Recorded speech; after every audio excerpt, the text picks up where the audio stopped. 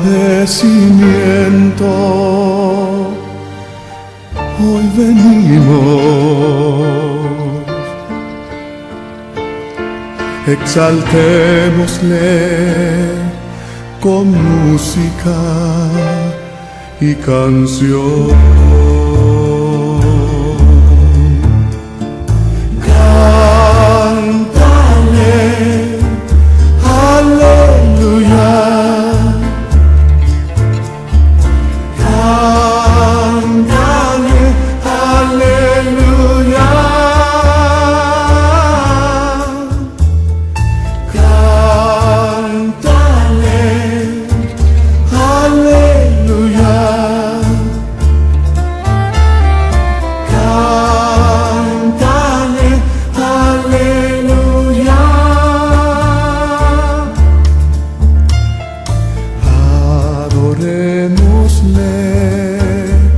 Postrados de rodillas ante nuestro Hacedor. Él es nuestro Dios y suyo es nuestro ser. En su cuidado su pueblo está.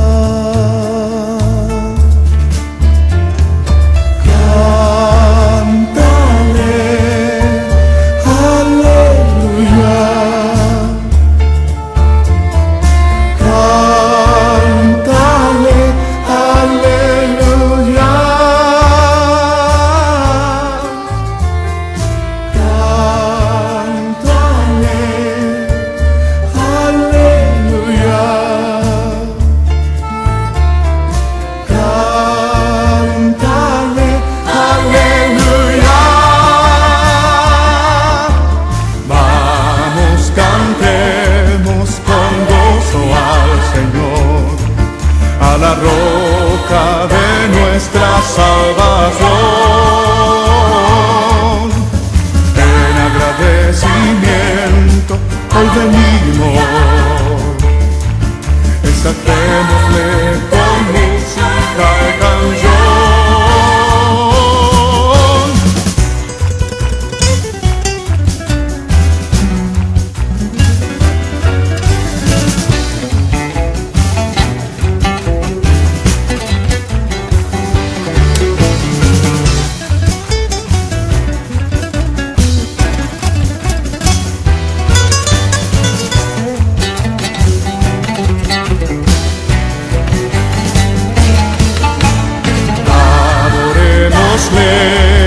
Postrado de rodillas ante nuestro Hacedor. Él es nuestro Dios y suyo es nuestro ser. En su cuidado su pueblo está. Vamos a alabemos al Señor, a la roca de nuestra salvación. Santo es el Señor. Tendencias de nuestro tiempo. Programa que es traído a usted en este mismo horario todos los lunes, miércoles y viernes por el pastor Natividad Ramos. Puede escribirnos a radioadoración@hotmail.com o envíenos un texto al 704-634-6706. Escuche Tendencias de nuestro tiempo.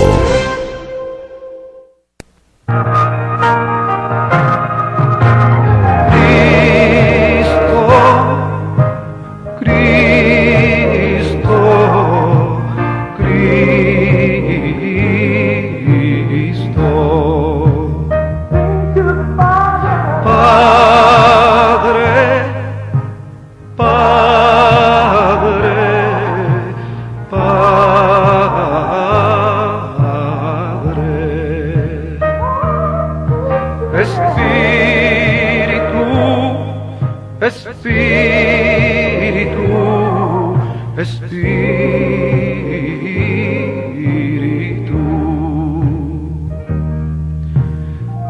Deja tu agua viva entre mi alma correr. Deja tu Espíritu Santo que tome control de cada situación que cause confusión.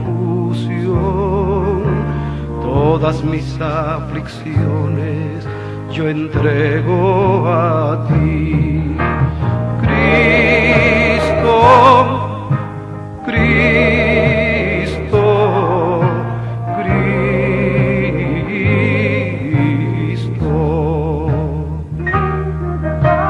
Padre, Padre, Padre.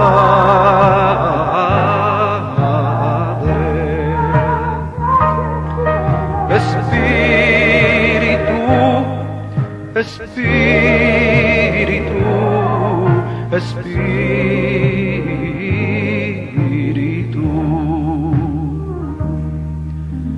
Ven Espíritu Santo y toma control. Tómame en tus brazos, borra mi temor.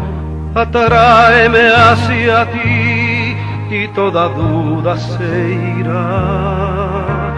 Quítame el orgullo y lléname de amor. Cristo, Cristo, Cristo.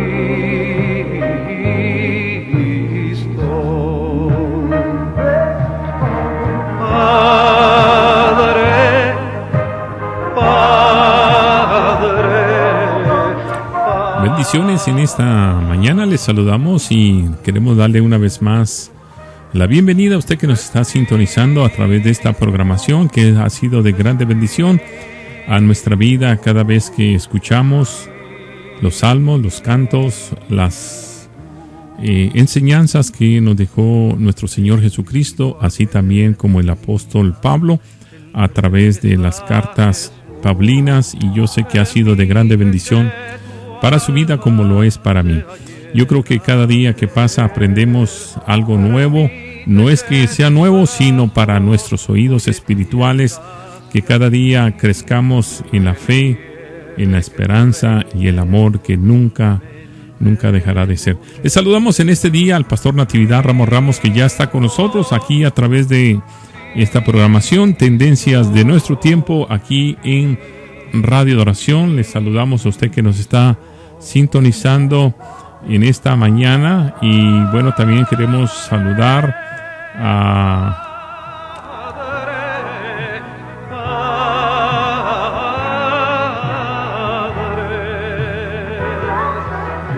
saludamos también a Adriana Elizabeth, que nos está sintonizando ahí donde se encuentra el pastor Natividad Ramos Ramos, ya que es parte de la familia. Queremos darle gracias a Dios también por su salud, ya que bueno, estaba un poquito delicada de salud, pero ya está bien, y damos gracias al Señor por todo lo que ha hecho. Y bueno, está mandando saludos también a todos los que nos están sintonizando en este día, el día de hoy. Saludos, bueno, usted que está ya listo para escuchar la bendita palabra del Señor. También el pastor de Natividad Ramos Ramos está con nosotros, y le vamos a dar los muy buenos días para el que el pastor haga su presentación, sobre todo la bendita palabra del Señor. Pastor, muy buenos días, adelante, le escuchamos. Muy buenos días, hermano Isaí. Gracias a Dios por la oportunidad tan gloriosa que nos regala este momento de poder participar en este programa. Como siempre, tenemos en nuestro corazón el anhelo profundo de que seamos bendecidos con las cosas que hemos de reflexionar, que nuestras almas se queden llenas de riqueza. Y gracias a Dios, por supuesto, por la oportunidad de que nuestros hermanos nos regalen su tiempo y nos escuchen para pensar junto con nosotros en estas verdades y hacerlas nuestro tesoro. Muy bien, pues estamos en la carta primera a los Corintios, que yo decía fue una de las iglesias muy bendecidas, muy enriquecidas en toda don espiritual, pero la iglesia más problemática del Nuevo Testamento. Sin embargo, hemos visto cómo el apóstol ha ido corrigiendo un sinnúmero de cuerpo de ideas que se iban formando y que iban tomando espacio en la iglesia y convirtiéndose en factores dominantes de opinión. Y precisamente una de estas, de las muchas, es la que estamos tratando en lo que es el capítulo 15 sobre la resurrección masiva de los muertos, la resurrección general, donde dijimos no se quedará uno solo entre los muertos. Aunque debo hacer también la aclaración que en la iglesia de Corinto no se estaría diciendo que Cristo no había resucitado. No estaban negando la resurrección de Cristo. Pero fíjese lo que le voy a decir. Estaban negando que hubiera resurrección de los demás, de nuestros cuerpos. Y esto podría dar pie a una tendencia del uso del cuerpo de manera disoluta. En fin, que el cuerpo se habría de quedar, no significaba más que polvo y por lo pronto pues no habría ningún problema. Eso sería uno de los males. El segundo, y creo que hacia allá iría a medida que avanzaba el tiempo, la generación, ¿por qué no llegar a pensar que negarían en un momento dado la resurrección de Cristo? Es decir, el error avanza y no siempre llega haciendo frente a aquellas cuestiones, dijéramos, como el caso de la resurrección de Cristo, sino los demás no. Así que voy a leer el pasaje que nos va a ocupar esta mañana, es en 1 Corintios capítulo 15, voy a leer desde el versículo 12 hasta el 19, aunque voy a tomarme el versículo 11, porque es una de las cuestiones que Pablo nos dejó en mente, que uno de sus argumentos era precisamente que él había predicado la resurrección de Cristo y que a raíz de que habían creído que había muerto y resucitado, ellos habían sido salvos. Así también en todas partes donde habían nacido iglesias de Cristo, creían lo mismo. Y que él no era el único predicador, estaban los apóstoles. Y nos dijo, porque o sea yo o sean ellos, así predicamos y así habéis creído.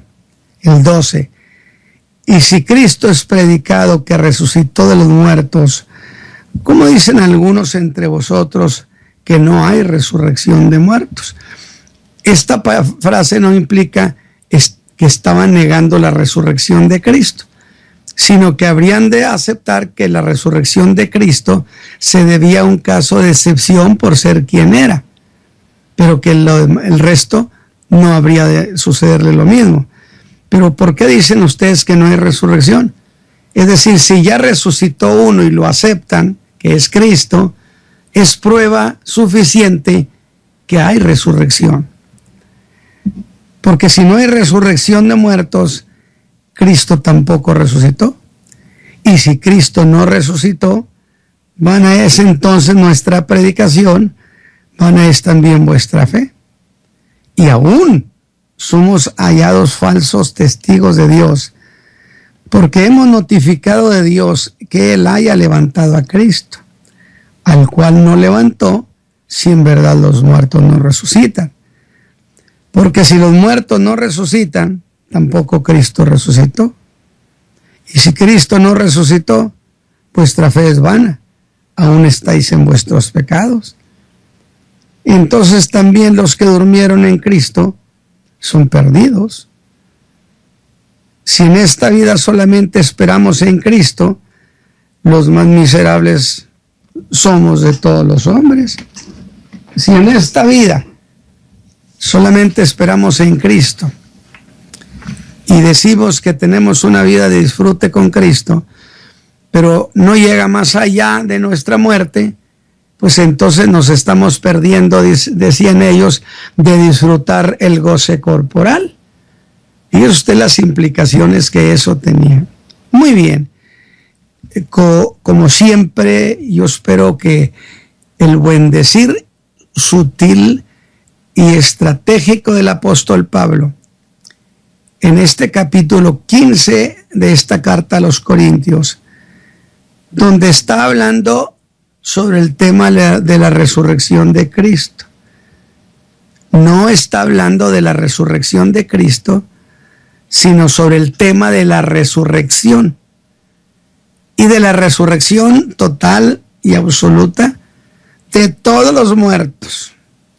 Lo que implica esta idea, que nadie se ha de quedar entre los muertos, que la tumba no es la última morada de nadie.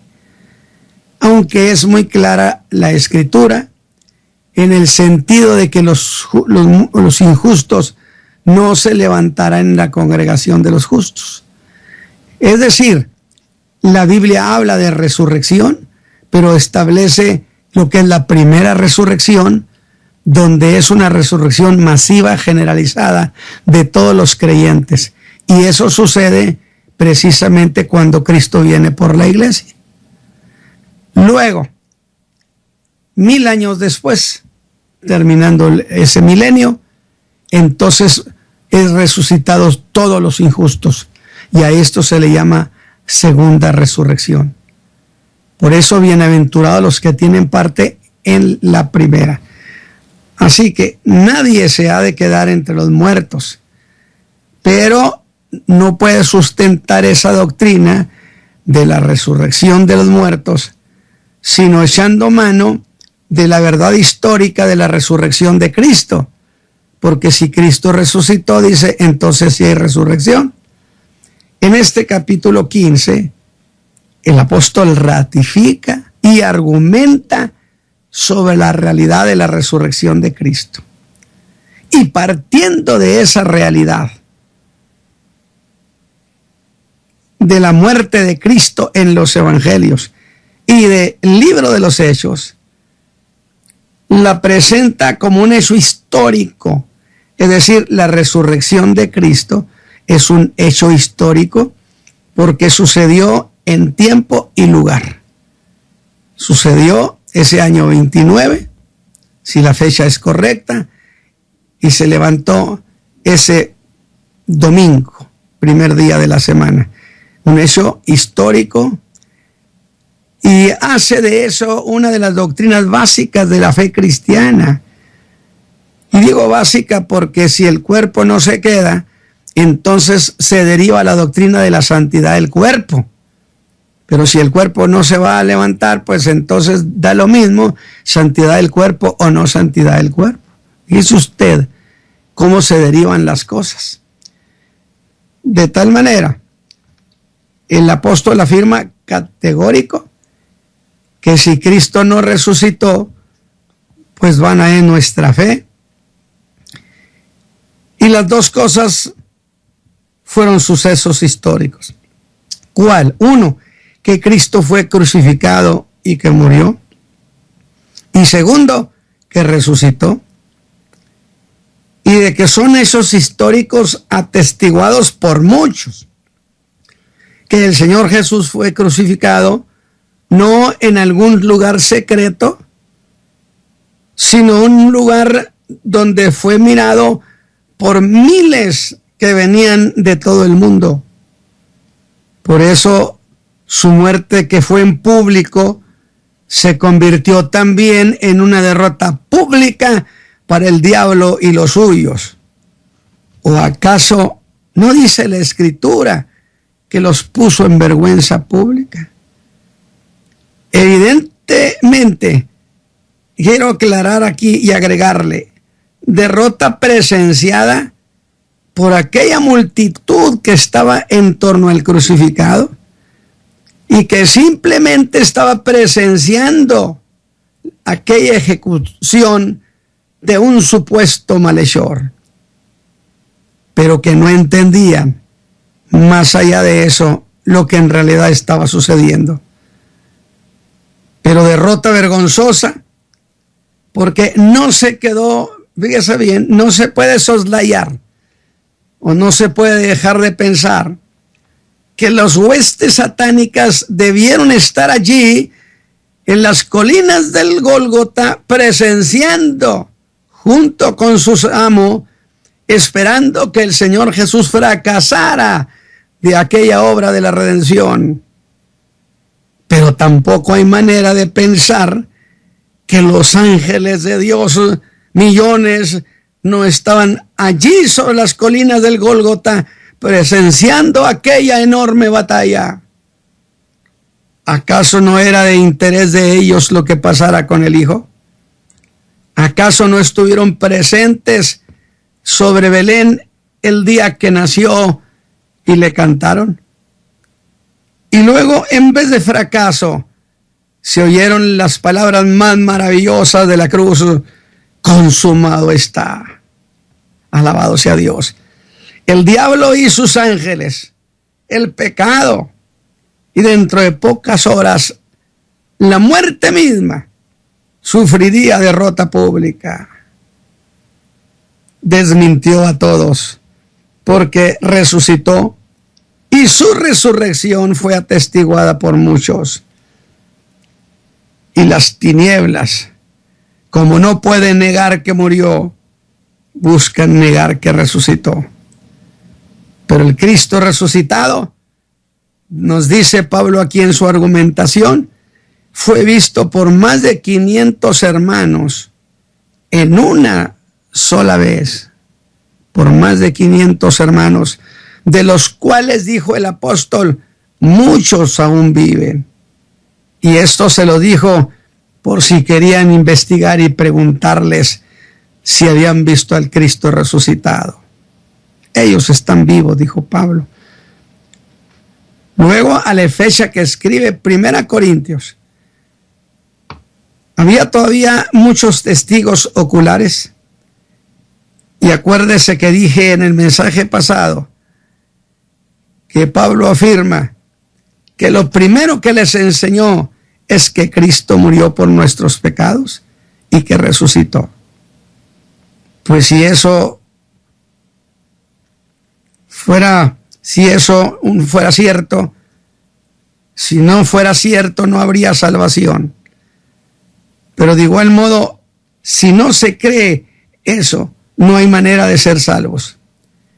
Y ellos no negaban la salvación de ellos, que se sustentaba en la verdad gloriosa de que Cristo había muerto por sus pecados. Por eso estaban convertidos en iglesia. Y esa sería una consecuencia directa de la resurrección de Cristo, que hubiera nacido esa iglesia en Corinto.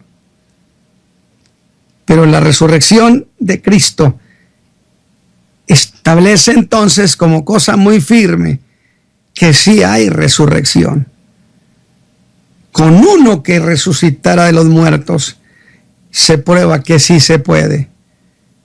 Y que un día, por esa razón, todos los muertos han de resucitar.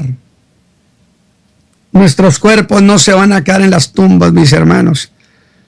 Tenemos todavía un encuentro glorioso y una vida eterna frente a nosotros. Entonces, se puede establecer como verdad irrebatible que con uno solo que haya resucitado es prueba suficiente que sí hay resurrección.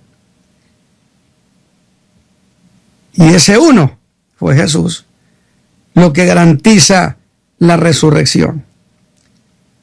Pero también el mismo Señor Jesús habló de esto en Juan 5, cuando lo estaban juzgando, preguntándole sobre la sanidad de aquel muchacho ciego, por qué lo había sanado en sábado. O mejor dicho, a aquel hombre que estaba paralítico de nacimiento en el estanque de Betesda. Que un día los muertos oirían la voz del Hijo y se levantarían. y da la razón del por qué iban a ser resucitados. Unos, dijo, para gozar de esa vida eterna prometida por Él, y otros para ser juzgados y recibir condenación. Aunque insisto en la precisión, que los muertos en Cristo, alabado sea Dios, resucitarán primero. En eso que se conoce como la primera resurrección. Los otros, los pecadores, se levantarán, según dice Apocalipsis 25, 1000 años después de que se haya hecho la primera resurrección. Pues dice que los otros no tornaron a vivir hasta que fueron cumplidos 1000 años. Lo que significa que entre una y otra resurrección hay un espacio de 1000 años de tiempo. Entre una y otra queda en medio todo eso que conocemos sobre el milenio que Cristo reinará en la tierra. Cuando resucitan los creyentes, levanta la iglesia, luego viene la segunda venida, venimos con Él, establece su reino y empieza el milenio. Han resucitado hasta aquí únicamente creyentes, de tal manera que los otros hasta dentro de 1000 años y solamente para una sentencia eterna. No hay duda de la urgencia del mensaje del arrepentimiento. Si oyereis hoy su voz, no endurezcáis vuestros corazones. De tal manera es el fiel cumplimiento del Salmo 1:5 que dice que no se levantarán los malos en la congregación de los justos, porque Dios conoce el camino de los justos, mas la senda de los malos perecerá. Por lo demás, quiero decir que disfruté las cosas que puso el apóstol ante nuestros ojos en los primeros 11 versículos de este capítulo 15. Y la manera como argumentó a favor de la resurrección y a favor de sus enseñanzas. Pues eso lo habían aprendido de él. Y si la resurrección no fuera cosa cierta, entonces su enseñanza sería falsa. De manera que empieza por decirles que de él habían aprendido. Se pone como causa primera de su fe. Pero que él lo había aprendido directamente del Señor Jesús, el protagonista principal de la resurrección.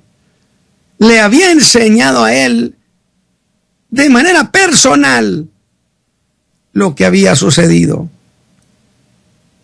Y que si ellos fueron salvos, es porque creyeron en esa verdad eterna. La idea sutil de las palabras de Pablo serían: hermanos corintios, ¿acaso se puede ser salvo en el error? Imposible. Sin embargo, el apóstol quiso ir más allá y dijo que eso que él predicaba era lo mismo que los apóstoles predicaban. ¿Ve usted el argumento, la línea argumentativa, cómo la va escalando? Primero, él se pone como responsable de haber enseñado eso. Segundo, el Señor me lo enseñó. Tercero, los apóstoles enseñan lo mismo. Pues les dice, porque o sea yo, o sean ellos, así predicamos y así habéis creído. Y donde quiera que se ha predicado esto, las gentes son salvas de la misma manera por la misma predicación. Alabado sea Dios. Pedro había levantado iglesias, Juan iglesias, muchos habían levantado y se predicaba sobre lo mismo. No se puede predicar el evangelio sin partir de la muerte, de la razón de la muerte de Cristo Jesús, de su resurrección y el mensaje del perdón de pecados. Dirían ustedes, dice el apóstol, que todos somos testigos falsos, pero hace algo más. Como si esto no fuera suficiente, el testimonio de todos los apóstoles que predicaban lo mismo que él predicaba, él diría entonces: ahora vayamos a otro testigo principal, que son las Sagradas Escrituras. ¿Ve? Primero fue él, lo que le dijo el Señor, lo que predicaban los apóstoles, y ahora apela a las Sagradas Escrituras. Y dice en el verso 3, que fue muerto por nuestros pecados, conforme a las Escrituras. Y en el verso 4, que fue sepultado y que resucitó al tercer día, también conforme a las Escrituras. Y hace eso porque consideró el testimonio de las Escrituras como un testimonio de mayor importancia por ser un tenor profético, de mayor importancia al testimonio de lo que lo vieron haber resucitado. Y es así como entramos al mensaje de esta mañana, o a la idea de esta mañana, y empezamos con el verso 12, y lo hace con las palabras: y si Cristo es predicado que resucitó de los muertos, ¿cómo dicen algunos entre vosotros que no hay resurrección? Pero voy a hacer una aclaración sobre este asunto. Entiendo por lo que dice el apóstol a los Corintios, porque deja ver aquí una cuestión que quiero que usted tome muy en cuenta. Y es que en realidad no negaban que Cristo hubiera resucitado, que ya lo dije al principio, pero que lo había hecho como un caso único, como una excepción, por ser quien era. Lo que negaban era lo que podemos llamar como la doctrina de la resurrección. Pero esto ponía a los creyentes en desventaja. Decía, era como decirles: en este tiempo nos abstenemos de todo, pero si en este tiempo, en este medio, únicamente esperamos en Cristo, pues cuando morimos se termina todo. Somos los más miserables porque ni disfrutamos en el más allá, ni disfrutamos aquí. Es una idea que el Pablo lo está presentando. No que esté tampoco sugiriendo que alguno disfrute aquí de esa manera. Y volvemos para darle sentido a este versículo 12, con el versículo 11 del mensaje pasado, donde terminó diciendo: porque o sea yo o sean ellos, así predicamos. Todos predicamos la resurrección de Cristo y la resurrección de todos los muertos. ¿O quiénes son esos? Pregunto, ¿quiénes son esos ellos? Los demás apóstoles. Y afirmando esa manera de predicar, dice: y si Cristo es predicado que resucitó de los muertos, ¿cómo dicen algunos entre vosotros que no hay resurrección de muertos? ¡Qué contradicción! Ustedes dicen que sí hay resurrección de Cristo, pero dicen que no hay resurrección. Es una contradicción. ¿Cómo dicen algunos entre vosotros que no hay resurrección de muertos? Que sería igual a decir: ya que ustedes ven a Cristo que es predicado, ¿sí?, por testigos que lo vieron vivo después de haber estado muerto. Y aquí vuelvo a la precisión que hice: niegan que hay resurrección de muertos. Note, no que Cristo no hubiera resucitado. No estaban negando a los corintios la resurrección de Cristo. Sin embargo, sabemos por la historia cómo evolucionan estas cosas. Y por un lado, tendrían el problema de: dale el uso que quieras al cuerpo, que al cabo muriéndose no hay más allá. Pero con el tiempo se habría de negar hasta la misma resurrección de Cristo. los pasos sutiles de Satán. Negaban que fueran a resucitar los demás, sino que no habría una resurrección masiva de los justos y una resurrección masiva de los injustos. Desde luego que hice la aclaración que en tiempos distintos, con una distancia de 1000 años. Y note que dije una resurrección masiva. ¿Y qué cosa es eso de una resurrección masiva? La doctrina de que todos los muertos volverán a la vida y tienen que hacerlo en su propio cuerpo. ¿Por qué razón? Porque ¿qué cosa es el hombre? Dice la Escritura: alma, cuerpo y espíritu. ¿No dijo Pablo para que vuestra alma, vuestro cuerpo y vuestro espíritu sean guardados para ese día? Entonces el cuerpo es el medio donde el alma se expresa en este mundo temporal, en este medio físico. Sin el cuerpo, el alma no se entera de lo que está pasando. Pero cuando el alma está en el cuerpo, se entera de lo que pasa en este medio.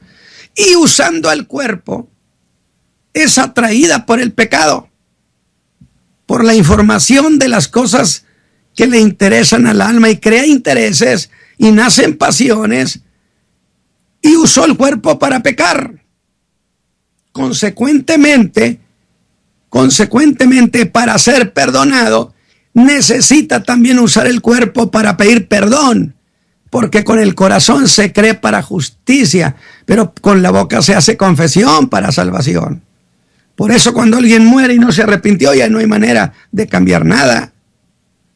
Ahora, los que murieron en pecado tendrán que levantarse también, porque tiene que estar presente el hombre integral, alma, cuerpo y espíritu, para responder a Dios por lo que hicieron.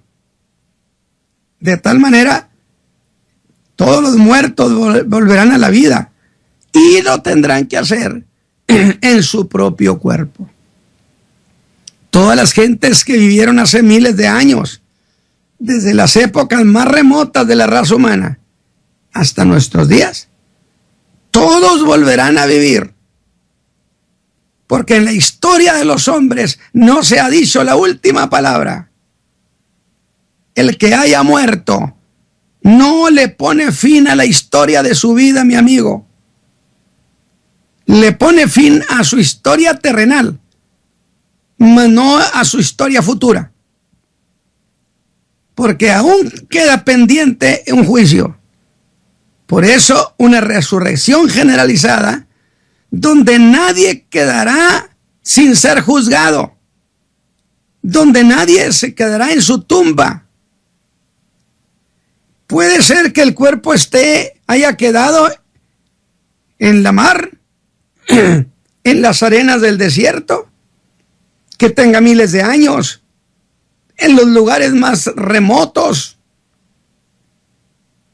el lugar más ignorado de la tierra, donde hayan quedado sus cuerpos, se hayan hecho polvo y sus partículas dispersadas, ¿sí?, por el tiempo. Pues todo eso será vuelto a juntar, porque la resurrección es un acto del poder de Dios, y sus cuerpos deberán a ser integrados, se levantarán completitos. Vea el argumento del apóstol. ¿Cómo es que niegan esa resurrección general diciendo que no hay resurrección? Y si no hay resurrección, pues no hay juicio. ¿Qué le parece? ¿Ve usted todo lo que implicaba negar la resurrección de Cristo? No te preocupes, no va a haber un juicio. Es falso eso de que se levantarán para presentarse al juicio. Esto habría de relajar completamente la vida de los creyentes. De tal manera que hay una resurrección general. ¿Cómo es que niegan esa resurrección? Si Cristo se levantó entre los muertos. Note, está usando la doctrina de la resurrección de Cristo para sustentar su doctrina sobre la resurrección de todos los muertos.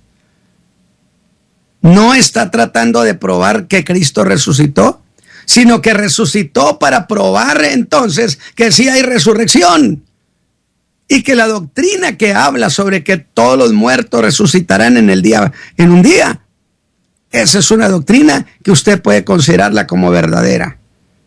Porque si no hay resurrección, entonces no hay recompensa para el creyente, pero tampoco hay juicio para el que haya sido malvado. ¿Qué maneras de hacer atractiva una doctrina? Pero insisto esto. Los corintios no negaban que Cristo hubiera resucitado. Y aprovechando que creían que Cristo, como un caso de excepción, había resucitado, la sutileza del apóstol implica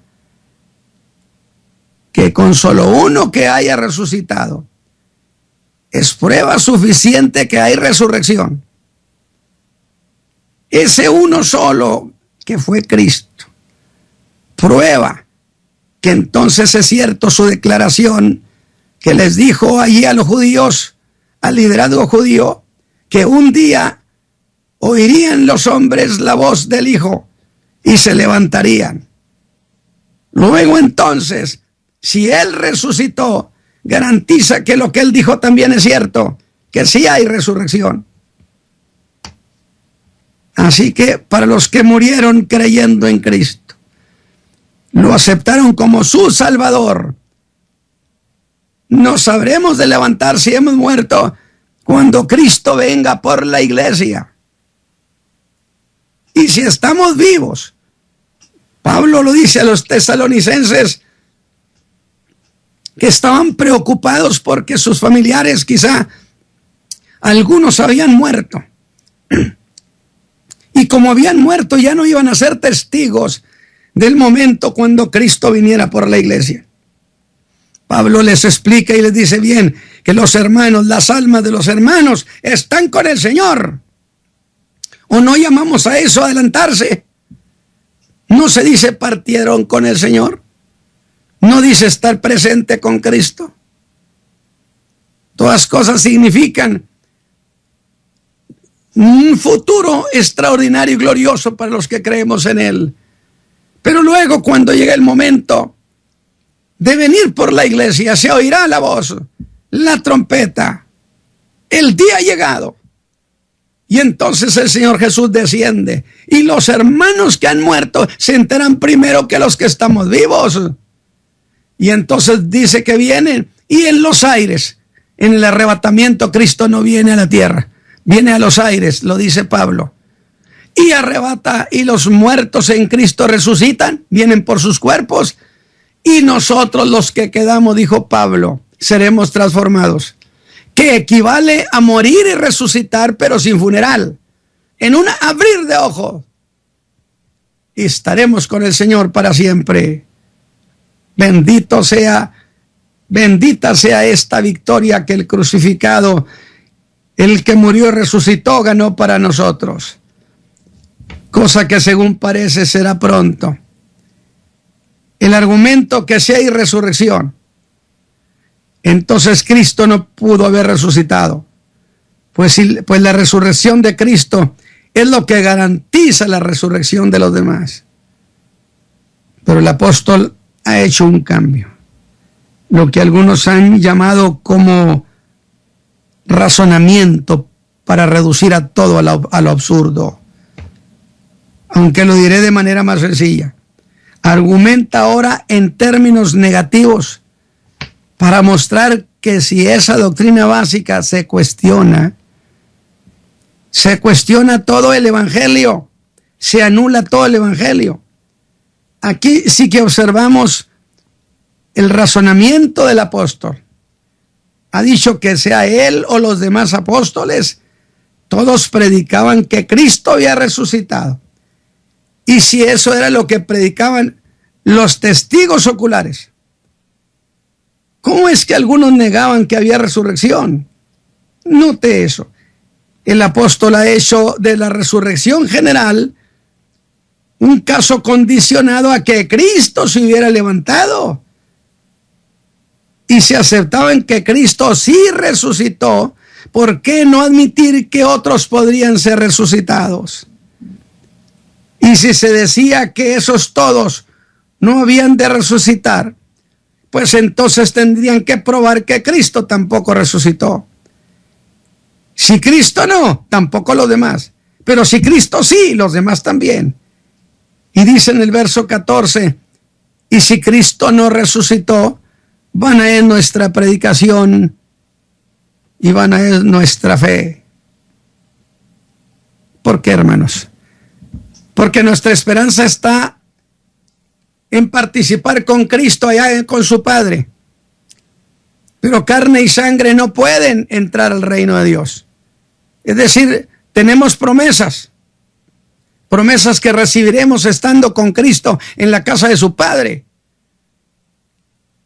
Pero si no hay resurrección, tampoco tengo manera, porque carne y sangre no pueden entrar allá. Sin embargo, como hay resurrección, el cuerpo de los creyentes será transformado, dejando su consanguineidad, conservando su cuerpo, y entonces ahora quedan a condición para poder entrar al reino de Dios. De tal manera que si Cristo no resucitó, pues nuestra fe sería vana, porque estamos esperando un tiempo glorioso con Él. Pero Él resucitó. En griego esa fe vana significa vacía, irreal. Otra acepción significa que sería una fe sin provecho, frustrada, frustrante, porque todo sería una falsedad. Pero ¿de dónde venía esa forma de pensamiento? Es lo que yo quiero que piense. Recuerda que dije que los corintios seguían influenciados por esa llamado pensamiento ancestral pagano, que mucho creyente contemporáneo todo lo sigue trayendo. Es que así pensaban nuestros viejos, así pensaron en nuestros ancestros. No, señores, el pensamiento ancestral está reñido con la fe, en términos de fe. Ahora, ellos están influenciados por ese ancestral pagano. Este error venía del paganismo o de la filosofía de los griegos, que tenía el concepto que el cuerpo como materia era la fuente de todo mal, que es un pensamiento trascendentalista también. Por lo tanto, mortifica tu cuerpo, golpea tu cuerpo, que son esas tesis de los anacoretas. Yo me sacrifico, yo esto, me voy a un peñasco muy alto y ahí pongo mi cuerpo en servidumbre. Oh, no, el cuerpo es el templo del Espíritu Santo, definitivamente. Y ellos dicen es que es el causante de todo el mal, conviene deshacernos de él. Esto era el causante del pecado. Luego la idea de volver al cuerpo no era para ellos atractiva, y para los creyentes dejó de ser atractivo. Por lo tanto, ¿por qué desear que resucitara el cuerpo si era la fuente de todos los males? Pero es todo lo contrario a la tesis del apóstol Pablo y de las Escrituras, quien dijo por el Espíritu que el cuerpo es templo del Espíritu Santo. Y un día, este tabernáculo que es la iglesia será levantada y el Espíritu Santo en nosotros nos entregará a Cristo. Ahí nos vamos a quedar esta mañana, hermano Isaí, esperando que haya sido una bendición. Dios le guarde.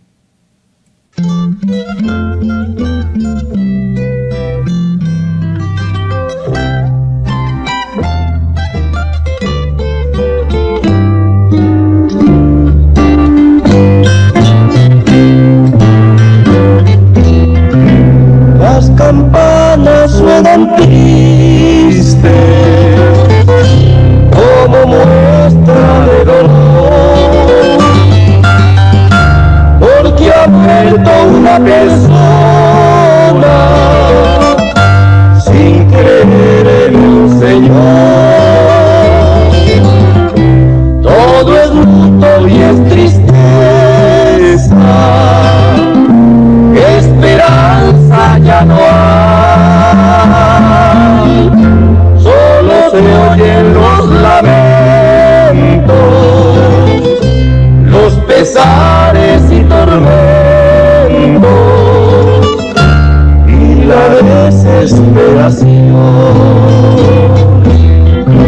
Mas cuando muera yo, no deben llorar,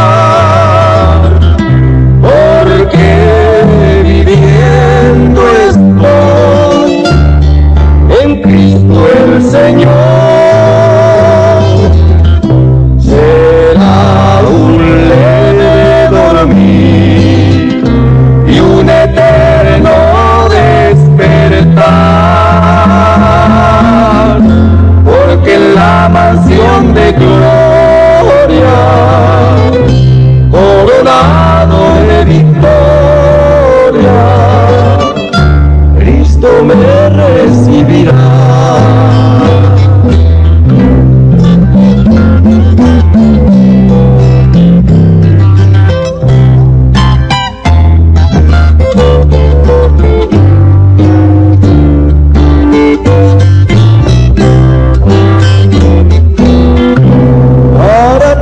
Que está en Cristo, el morir ganancia es, pues pasó de muerte a vida, no hay nada que perder,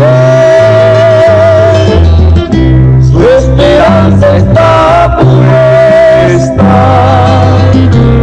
en la gran resurrección, cuando el Cristo victorioso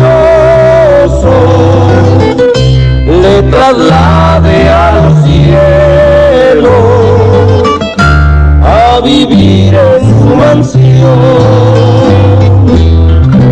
Mas cuando muera yo, no dejen llorar, porque viviendo estoy en Cristo el Señor. Será un leve dormir y un eterno despertar, porque en la mansión de gloria, coronado de victoria, Cristo me recibirá. El Señor. Bueno, ahí teníamos al pastor Natividad Ramos con esta preciosa enseñanza del día de hoy, hablando acerca de esta resurrección, una resurrección que téngalo por seguro. Como decía también el pastor, son palabras fieles y verdaderas. Le queremos saludar en esta mañana a nuestro agradecimiento al pastor por el esfuerzo, ya que está un poquito de salud delicado, más aún sin embargo usted lo oyó con el esfuerzo que tiene por predicar esta preciosa palabra del Señor que trae vida y trae abundancia y llega al corazón de cada uno de nosotros. Bendiciones, le esperamos el día miércoles a esta misma hora. Si nuestro Cristo de la gloria no ha regresado, aquí estaremos una vez más trayendo la continuación de esta preciosa enseñanza. Bendiciones, le vamos a dejar nuestra información para que usted se comunique con nosotros a través de esta estación radial. Bendiciones. Solo se oyen los lamentos, los pesares y tormentos y la desesperación. Mas cuando muera yo, no deben llorar, porque viviendo estoy en Cristo el Señor. Será un leve dormir y un eterno despertar, porque en la mansión de gloria, coronado de victoria, Cristo me recibirá. Tendencias de nuestro tiempo. Programa que es traído a usted en este mismo horario todos los lunes, miércoles y viernes por el pastor Natividad Ramos. Puede escribirnos a radioadoración@hotmail.com o envíenos un texto al 704-634-6706. Escuche Tendencias de nuestro tiempo.